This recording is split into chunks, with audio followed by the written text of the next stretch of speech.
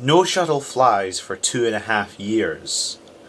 And after the loss of Challenger, it took us that amount of time, 975 days, to really take a step back and think a lot about the program that we had, this amazing shuttle program, but also a flawed program.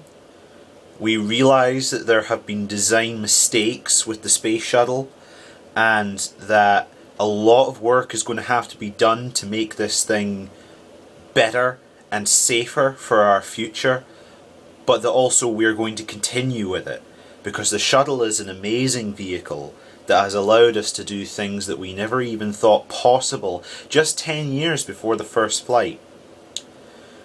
We take the shuttle and outfit it with all sorts of new safety features, including an ejector seat, even though I wouldn't particularly myself, sitting in one of those things, like to eject from the shuttle, because you go straight into the plume when you're on the way up.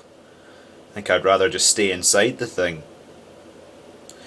But, almost 3 years later, Discovery was sitting on the pad ready to launch STS-26, the return to flight mission, under the command of Frederick Hawk.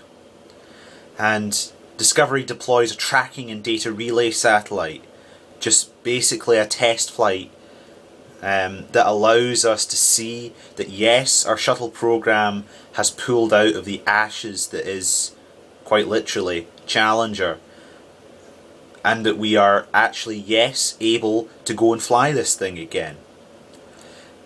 So we start to imagine more about, we are exploiting space, and that was the original theme of the shuttle, to make money out of space through satellites and research. But we must also think that we have this amazing cargo ship that is capable of lifting enormous payloads into space.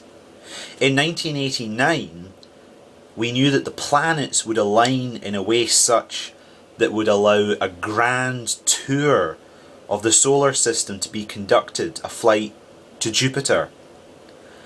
So on October 18th, 1989, STS-34, under the command of Donald Williams, launched and deployed the Galileo spacecraft, which went off and actually did this grand tour going around the planets, the moons of Jupiter, and showed us that the shuttle indeed could be used at what NASA is best for, and that is exploration. In this ability to launch probes into space and then have them explore space. It provided us with the ability to launch these massive heavy exploration spacecraft. And then we start to think, well, what other applications could we have for it? Because Galileo had been in the works since the 70s. And another application, which came around the same time, would be able to show us much more than Galileo.